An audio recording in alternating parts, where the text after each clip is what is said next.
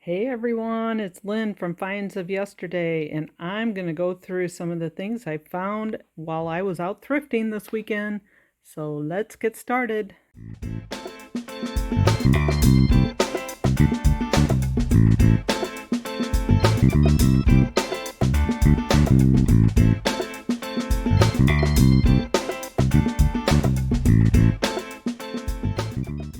All right, let's start with the earrings. This whole section right here is mostly newer, like Kenneth J. Lane, Trifari, Anne Klein, that type stuff you would find from Dillard's and Macy's, that type of thing. But these are some really nice quality pieces. These are Anne Klein's. They are marked AK on the back, and I think a lot of these I'll mark at 25 a piece. These are Trifaris. A lot of these little Trifaris I don't tend to sell for too much money, but if they're not going to go for much, I usually put about 3 Trifaris together, so I pick them up when they're reasonable. And then these are nice Trifari ones, and I'll probably list them by themselves at $30. Really nice. Might even go higher than that. We'll have to look them up and see. These are not marked, but they have that look of Trifari, Napier, that type of jewelry maker. So I picked them up even though they're unbranded.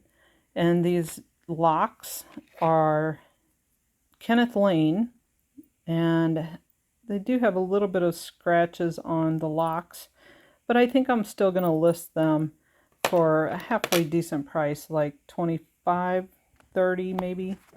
And then these puffy hearts, I pick up quite a bit. I pick them up if they're in necklaces, earrings. They tend to do well. I don't know what it is about puffy hearts, but people like them. And these are really pretty, inlaid, or like almost an artisan piece of abalone and mother of pearl, and they always have the black on the back. I guess that makes the colors pop out, the iridescent color pop out. And then this right here is a nice buckle. It's Bakelite, and I'm not sure what I'm going to list this at. It does have a little bit of a chip right here. I'm not real certain on the price, maybe $30 to $50. It just depends. And this right here is a pretty little Park Lane pendant. I couldn't pass it up because I guess my birthstone is opal, so every time I see opal I really want to get it for myself, but I have plenty. So you can see the Park Lane is very distinct on the oval cartouche. It's got a faux opal confetti cabochon. That's what I would put in my title. And it's got baguettes and rhinestones around it. Pretty ring. I love the stone. It's not like a high-end piece, but the stone just grabs your attention. It's got the twist rope setting, and a Premier Design knot one, or looped, I guess you could call it. I'm sure it has its particular name that I don't know. And then over here is Monet, which I probably won't list this separate. I might put it with a couple other Monets, but I did get these really reasonable. I threw it in with a lot of other pieces, and he gave me a great deal. And then Robert Lee Morris is always a good brand to pick up, but these are newer and they're not going to be worth a whole lot. There is the mark on the back. It says RLM and then Soho underneath. It's not showing up real well. But yeah, you can find these easily. Look for the RLM mark. And it's got faux turquoise on it. That one I would probably sell for about 25. And then we have some brooches. Lots of rhinestone brooches. So this one right here is an Avon. And I picked it up because it's got acorns and it's the fall season, so I figured this is a great time to sell it. It's got the distinguished mark there of Avon. That one probably, I don't know, a $20 brooch. People like acorns. This one is older. It's got a nice look to it. It's substantial. It's got a smooth back on it. That tells me it's a little bit older. That's not a distinguishing factor, but a lot of the different aspects of this brooch tell me it's older. And it's a little trembler, but it's missing a couple rhinestones in it. This little thing, maybe I should just say articulated because that moves. But what a great little brooch that is, full of rhinestones. This one I picked up. It's a Trifari, and it's a zodiac one. It's Libra, and it has my anniversary date on it, and I'm Libra, so I had to get this one. Should just keep it for myself, but we'll see. And then this elephant, he's full of rhinestones too. I looked him over closely. He was not missing any rhinestones, which is surprising, and he's really substantial. I'm still trying to decide on how old this is. 70s, 80s is what I keep saying, but by looking at the front of it, it almost looks newer to me, like maybe 90s to 2000s, but it's not branded, so I'm still having a hard time with it. This was the best purchase of the day. Look at that piece. It's a Coro Duet fur clip. The fur clips, I always think, do well. They do better than dress clips. It's marked patent pending down here, and this is sterling. And it says Coro Duet up here, and then under the fur clip, it says Coro Duet, or Coro Sterling on this side. It says sterling. It says it on every piece. This thing can be dismantled. It can be taken apart. It can be worn separate. You can wear one fur clip at a time. You can wear it as a brooch. You see the pin clasp. It's probably from the 40s. And I think it was only missing this one rhinestone on it. I paid up for it, but I think I should be able to get, now this is a guess, $100 to $200. Because it's fur clip. If it wasn't a fur clip and just a dress clip, I would say probably under 100. All right, let's move over to bracelets. So this one's just kind of a standard, you know, nothing real fancy, but just a nice $20 bracelet, $25. And these I pick up all the time. I used to sell them for about $35. They're starting to drop in price a little bit because everybody thought they were Miriam Haskell, and there is other companies that made them. And it's hard to tell if they actually are Miriam unless they're marked. This one's got some kind of spot on it that needs to be cleaned off. And I always pick up charm bracelets, especially ones with hearts. That one's probably a 20, 25. This thing is heavy. Look at that nice design on it. It's a hinged clamper. Nope, it is not a clamper. It's, let's see. It's got a push lock on it. And it's not marked. It's a really nice hinged bracelet. And check these two out. Love this. I love these kind. They're so fun. I don't know, 60s. And look at that one. Oh gosh, isn't that fun? I just love these. I tend to say that a lot. I do love them. And I think that one I probably could sell for, I'm going to guess 35. And the blue one probably 20 to 25. And then we have, this is an Avon. It reminds me of the birthstone bracelets, but it's not. It's just a cat's eye. And it's got a simple snap end on it. And it's got an extender piece. So you can make it about an inch shorter when you wear it. And we have a copper with a little turquoise bead. These take a little while to sell, but I like them. I pick them up just because I like them. They're probably in the $20 range. This reminds me of the Trifari piece. It is not marked. It has a twist toggle clasp on the end. But with this 5 strand, I think this is going to be a halfway decent seller, maybe a 35.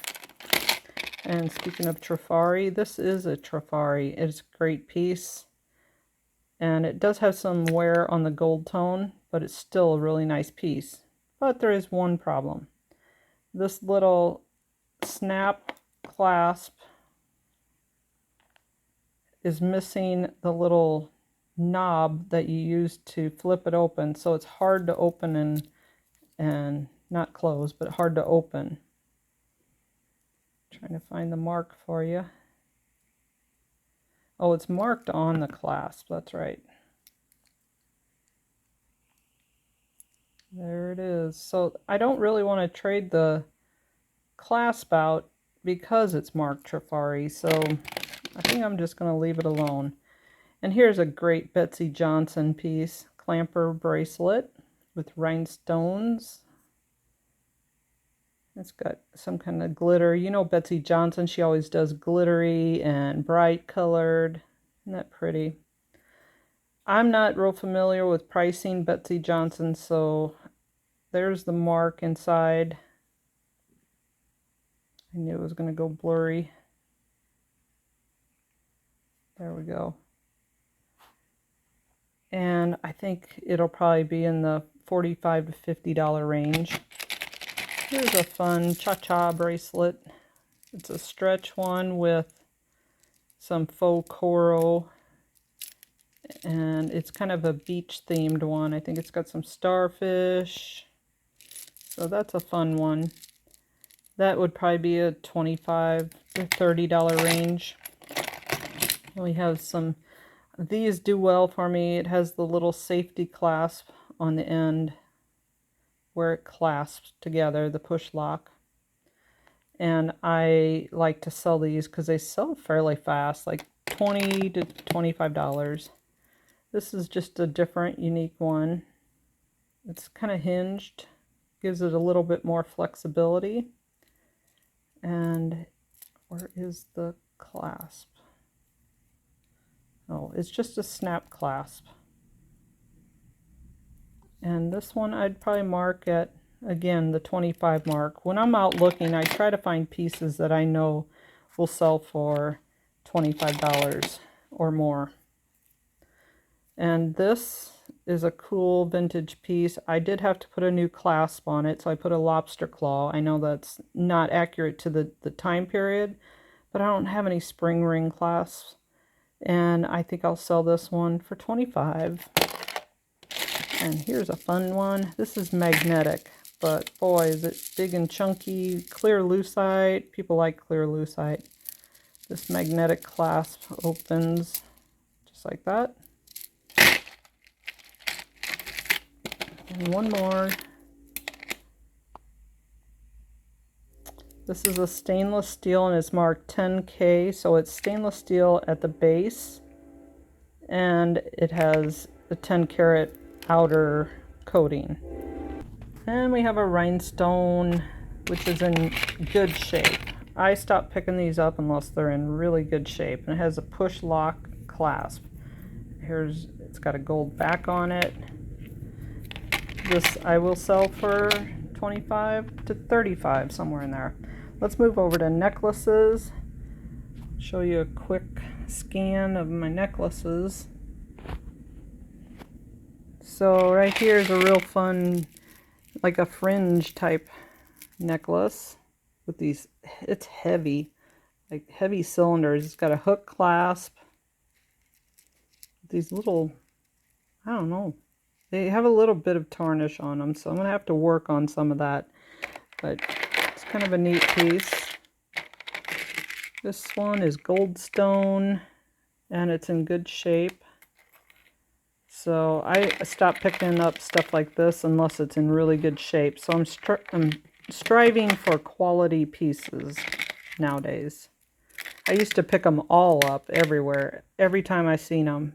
They all sell for, they used to sell for $35 all the time, and now it's about down to $25. Even though they're getting harder to find, the prices have really gone down on them for me. Maybe because I have 4,000 items in my store. I don't know. I overwhelm people with that much in my store. I don't know. I don't know why the price has gone down, because these are getting harder and harder to find, and the price that I'm paying is going up. So I don't understand why they're going down in price. So that was an enamel one. That one will probably sell. I'll put it at 25 or 29. Here's another one that is a gold chain. Gold chains always do well. If they're chunkier, the better. Trying to find the name. I think this is marked. I almost think it's a Trifari. There it is. Sorry about this. Or Napier. No, it's an Avon one. Yeah, I should have known better. The quality is just not as good as Trifari. It's a thinner one, but not real thin. It's still decent. I still think it'll sell well. I think they would be happy with it. It's a $25 necklace. This one is not marked. Unmarked ones are hard to sell, but this has got kind of a lavalier look to it, or not a lavalier, what do you call it? Yeah, lavalier. It's not hanging correctly at the moment. And another one, this one is actually different. This is a coral, but look at the pendant on this. Flip it around for you. That's the back.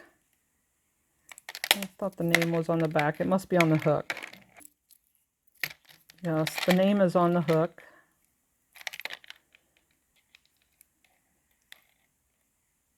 Which I am not going to be able to show you this because it just does not want it. There we go. Coral.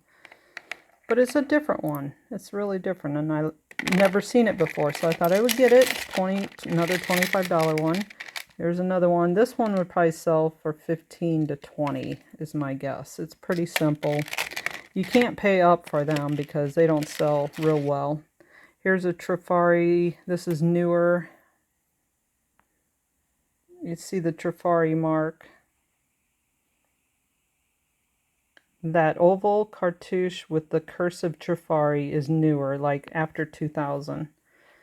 What I do with these is I find earrings that might go with it, or I find another necklace that's enamel that might go with it. Here's a 1928 locket. This is pretty cool. It's a newer piece, but 1928 really makes them look good. Makes them look vintage. Now this piece I was actually shocked about. I picked up one of these in a bunch. It was a table full of jewelry, just scattered. Everything was tangled. And I found one of these, and it's Heidi Daus. And as I was searching through all the other jewelry, I found another one. And then I found the other one. So I bought all three of these, very reasonable. And I'm going to sell them together. When I looked them up, they actually do sell these individually. They have a chain on them, but now it's stuck to that necklace. The chain at the end with a hook clasp. And let me see if I can find one. Here is the mark. Heidi Daus. And it's got a nice end on it. The hook clasp. So these will sell for anywhere from $25 to $75 when you put like all three of them together, and that's how I'm going to list them. This one is another unmarked piece, which I hesitated on buying. It just looks like Brighton, like it's missing the tag, or it could be Premier. Premier and Brighton do have a lot of pieces that are similar, but it kind of looks like acorns. And I thought, well, that's a good time to sell it in the fall. All right, let's move on to this next box. So we have this fun geometric looking one. This is 1950s. Should have a spring ring clasp on one end. It's just a chain with some funky loops. I love that one. And then here's an Omega chain. I pick these up a lot of times if if they will fit a pendant, I'll hang a pendant on it, but this one does not. This one is a Park Lane again. I don't think it's graduated. I think I should be able to sell it just like that with no problem. Here's a Celebrity Anchor. This thing is big and chunky, and it is marked right down there, Celebrity. I don't know what it is about big and chunky and statement pieces, but people like them. And then you throw in an anchor. Yeah, they'll like that. Probably, again, that one will be $35. And this one is beaded all the way up. Look at that heart glass. I love that. And it's, like I said, beaded all the way up to the top. It's a nice piece. It's got a toggle clasp on it. $25, $35. Most of these are in that range. I didn't find anything exceptional except the fur clip. This is a really pretty red. I thought with Christmas coming up, this is nothing old. Sometimes I pick up newer stuff just because I need to fill in, because vintage stuff seems to be getting harder and harder to find. So look at this pretty red. These are glass and they glisten. They have, it looks like they have an AB coating to them.